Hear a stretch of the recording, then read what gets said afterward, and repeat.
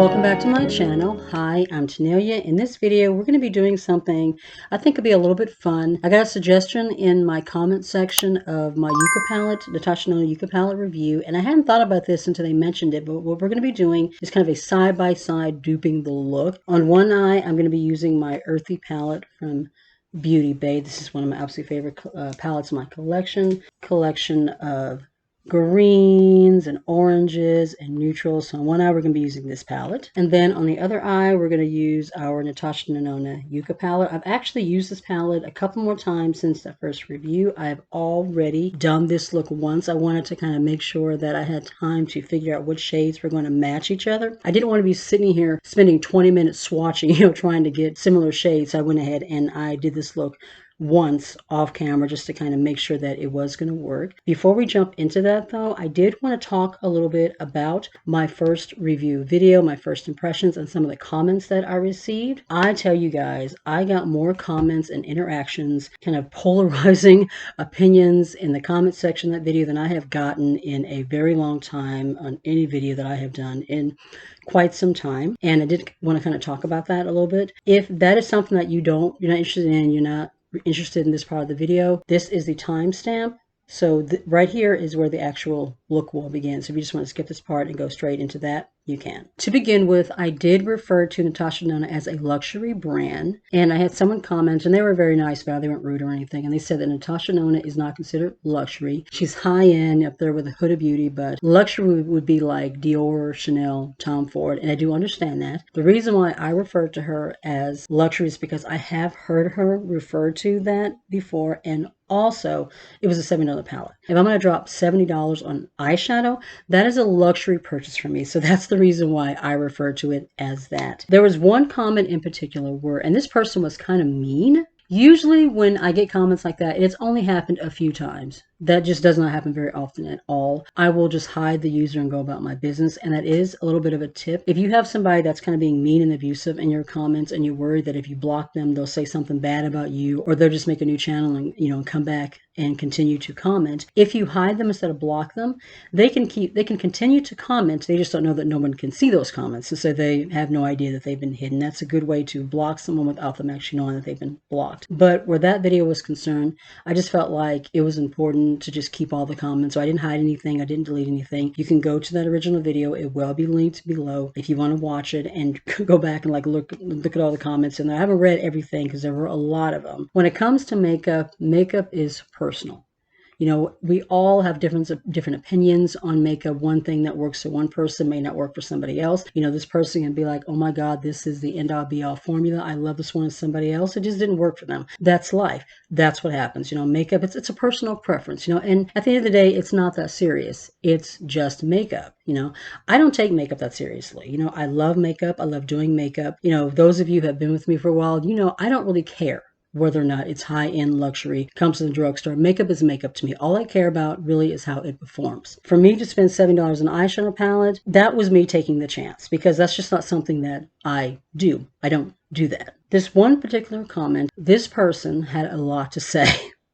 And one of the first things they said was, you just don't it's obvious you just don't understand the Natasha Denona formulas. And you're just going to use the palette one time. You're a makeup channel, or you're just going to use it one time and just base your full opinion on that. Now, once again, this was an expensive palette. It was not cheap. Also, I did say in that video that this is my first time using the 15 pan palettes from Natasha Denona. Is it my first time using her formula at all? No.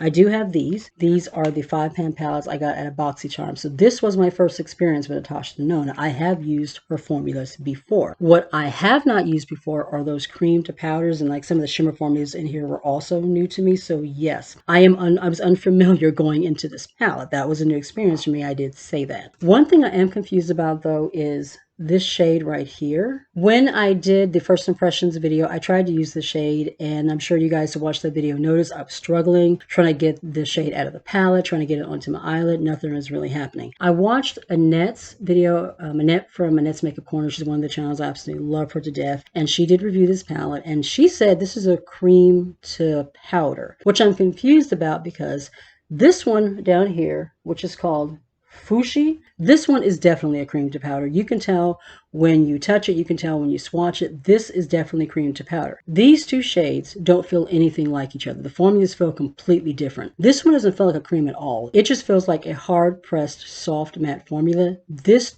I get no cream from this at all, so I'm confused about that. She also said that the formulas like this tend to pick up better with a natural hair brush, and someone did comment about that as well. And I did think about that when I was doing the swatches. Here's the thing. I am a cruelty-free channel. I only use cruelty-free makeup, cruelty-free products, and I did do a little research, and I just don't see how it's possible that a natural hair brush can be cruelty-free, and also they're pretty pricey, right? I have been on YouTube as a makeup channel for, 4 years now. I've used 300 to 400 palettes, and that was something else. And the reason why I did want to kind of talk about this for a little bit is that I could tell a lot of those viewers, people that were commenting, that they were new to my channel. That was the only video that ever watched me before. They were unfamiliar with my experience with eyeshadow, why I use synthetic brushes. They didn't know anything about me. That was their first experience with me, and that's how they were approaching their comments and opinions and all that. And I do understand that. I have been a makeup channel for almost 4 years now. I've used 300 to 400 palettes. I have all these on the wall.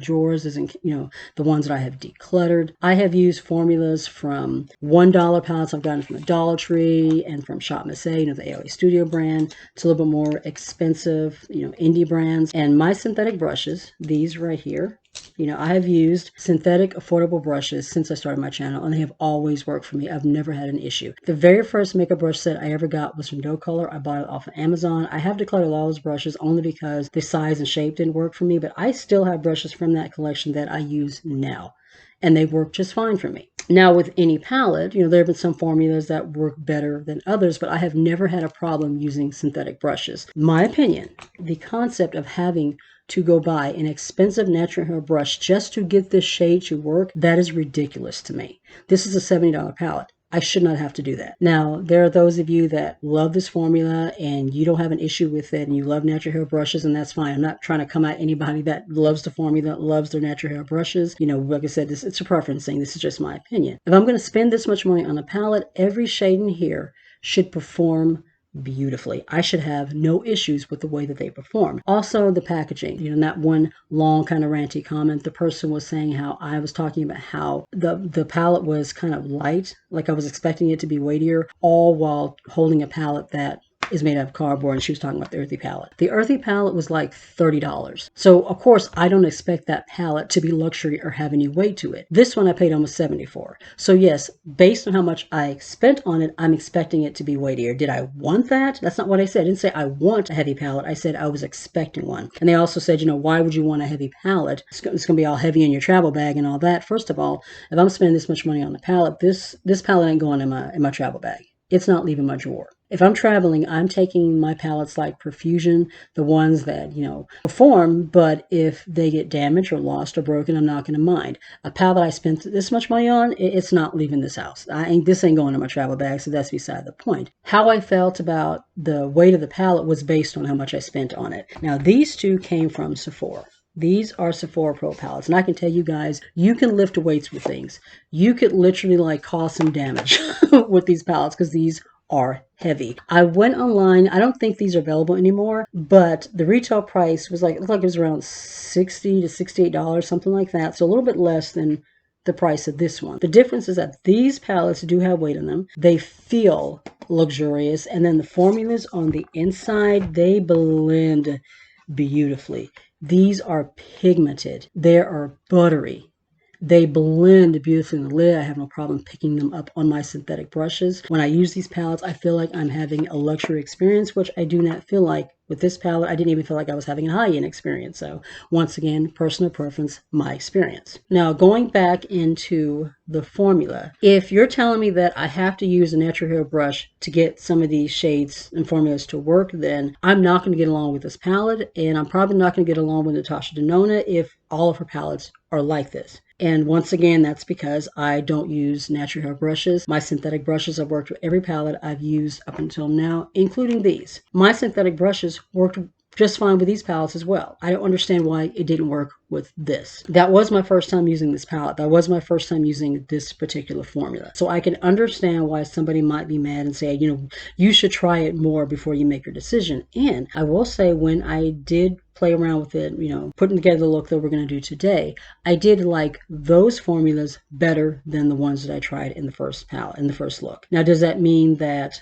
I think this palette is any more worth $70 than I did the first time? No, I still don't think it was worth $70, but once again, my personal opinion. Will I be willing to give another Natasha Denona palette a try? Possibly. If I see another color story that stands out to me the way this one did, then definitely I will probably go ahead and drop the $70 and give it a try again. And the reason is because this was my first time using this palette, and I just don't want my full impression of Natasha Denona to be based on my experience with just this one palette and some of the formulas in it. Now, that being said, let's go ahead and jump into this.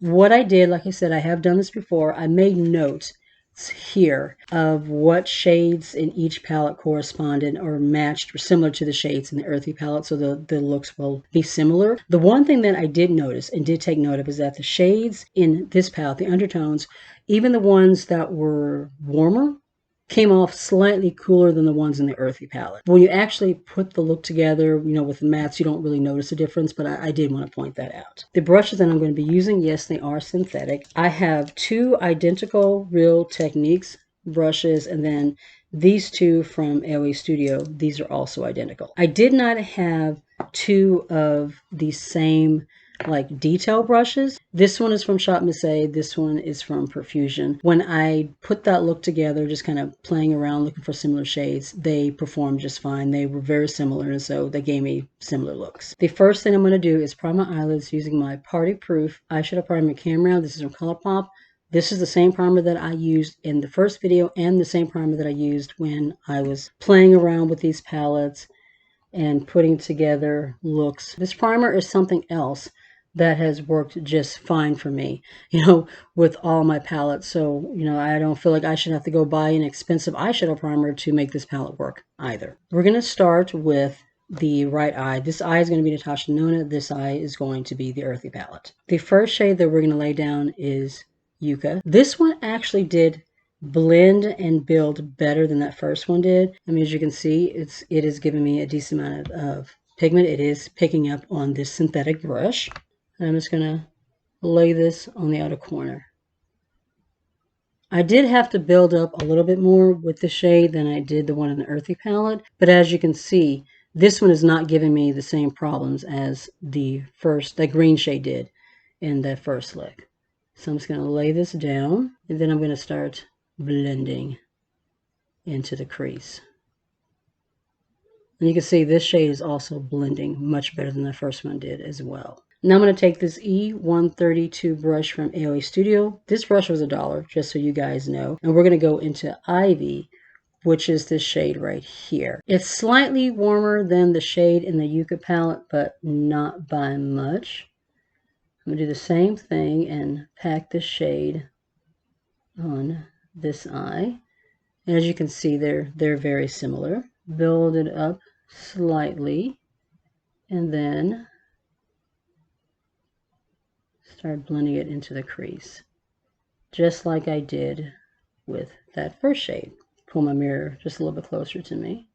You can see that this one is slightly cooler than this one, but there's not that much of a difference. They're still very similar shades. Going back into the Yucca palette, we're going to go into Flax, and I'm going to use my pointed crease brush from Real Techniques. I have two brushes that are identical, so we'll be using both of these. This one also picks up really well on the brush. Not having an issue with my synthetic brushes with this shade either. I'm going to take this one into the crease and just softly blend it into that first shade, which was Willow. And as you can see, that shade is beautiful. I do like the way that one blends. And these two shades blend together pretty well. In the Earthy palette, using the same brush, we're going to go into Novel, which is down here in the corner. You can see that shade picked up pretty easily too. And then we're going to do the same thing. We're going to go back and forth into the crease and just lightly blend it into that first shade. So I'm going to take a little bit more and kind of build and blend in here. Once again, this shade is slightly warmer than this one. Now moving into the shimmers, and this is where it's going to be a little bit different. The shades themselves are pretty much the same, but the textures are different. They don't really match. You're going to get similar looks, but the one in the Natasha Denona palette, which is Makia, this shade right here, that's the one that we're going to be using. Let me double check and make sure that that was it. Yes, Makia. This one right here, I am going to swatch it. This shade feels, when you first like touching it, it feels like it's kind of flaky, and it does feel like a little bit powdery, but when you go to swatch it, the formula is really pretty. And I'm just going to kind of show you guys. You see that? And that does have kind of a shift from like purple to blue, is that right? Or green to blue. In the Beauty Bay palette, the corresponding shade that we're going to use, the one that matches the closest, is lime. Now this one, this feels super, super creamy. It feels super buttery. You see what that one looks like? So pretty. This one is definitely a little more green than this one is. There's a little bit more gold going in this one, but the finishes, once swatched, they're very, very similar. And therefore you will get a similar look in the eyelids, but the one from Natasha Denona, it does have a little bit more texture on the eyelid than the one from Beauty Bay does. I'm going to be using the E108. This is one of my $1 brushes from AOA Studio. I love these brushes, and I'm going to go into Makia. You can kind of see on the brush as well, it's a little bit more glittery. I'm going to show you what I had to do. Now, first of all, I went in with just the shadow, and you know, it looks good, but I am getting fallout because of the fact that this shade is a little more flaky. I mean, you can kind of see right up in here, I'm getting fallout. The way this one applied the best for me was to go in with my finger, just really press in, and then press it on the lid. Pressed in with a finger works a lot better. I'm still getting fallout, but the finger did work a little bit better. Usually in that case, I would just use a glitter base, but I did want to show you guys how the shades perform on their own without doing anything special to them. Same brush, or same type of brush. I now have that lime shade from Beauty Bay, and we're going to lay that on this lid. I mean, oh, so freaking pretty. On the lids, they look very much alike. There's not much of a difference other than this one's more textury. But as you can see, this one went on without me having to use my finger or do anything special with it. One of the things that that person said in their comment was that if you were using brushes or better brushes or better tools or whatever, it probably work better. But it just doesn't make sense that I can use a $36 palette and really not have to do anything to the formula to get it to go on. But the $70 one is more flaky. I've got a little more fallout going on. The formula is just not performing, you know, as well, in my opinion. Like I said, it's not just about whether a palette is a drugstore brand or a high-end brand for me. I'm looking at how that formula performs. I don't care if the palette costs $1. If it performs well for me, that's all that I care about. Going into the inner corner highlights, once again, I do not have two brushes that are identical, so we'll be using similar brushes on each eye. And the Natasha Denona palette, we're going to go into Plantasia right here. That is also a really pretty shimmer once it is swatched. You see that? In the pan, it is super flaky. This one also comes off more as like a topper. It's a little more glittery. There's not as much pigmentation going on with this one. K, which is the shade in this palette right here. This one, that's the one that we're going to be using. So I'm going to swatch it. This one has a similar shift. This one, though, as you can see, is more pigmented. It's not as glittery. Definitely smoother, definitely creamier. So there you go.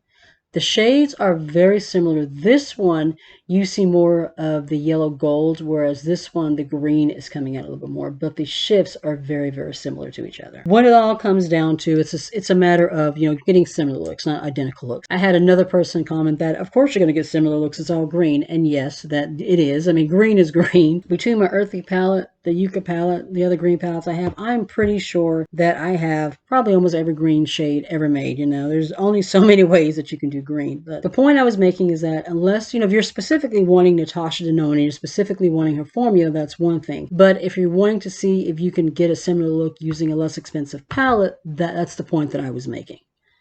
All right, so we're going to almost put it on the wrong eye.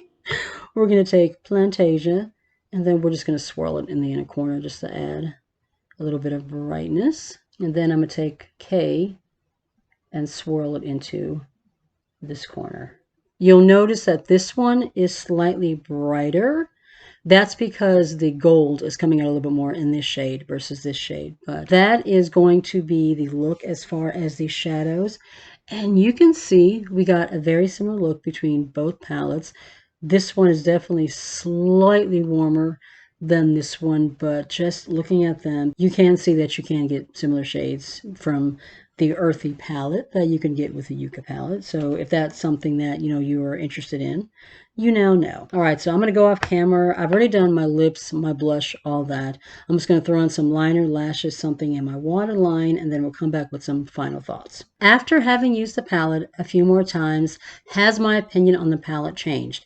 I will say that the shades that I use today, they work so much better than the ones that I used in that first look, but I do stand by what I said. You should not have to use special brushes, special primers, special herbs and spices, hold your brush at a 45-degree angle, whatever, just to get an eyeshadow to perform, especially if you've spent this much money on it. I should be able to use a Q-tip and dip it in here and blend my shadow, and it should work. This palette was $70. Once again, as I said before, that's my opinion. That's my experience, and that's how I feel about it. Literally, this is the most expensive palette that I currently own that performed better, in my opinion, than this palette did. Once again, that's a preference thing. That's my experience. Will I give Natasha Denona another try? As I said, yes. If I see another color story that catches my attention the way this one did, I will give her brand another try. I don't want my total first impression or full impression to be based on this one. If you enjoyed that video, all the ranting, all the raving, you enjoyed, this little fun putting together a little side-by-side kind of duping the look,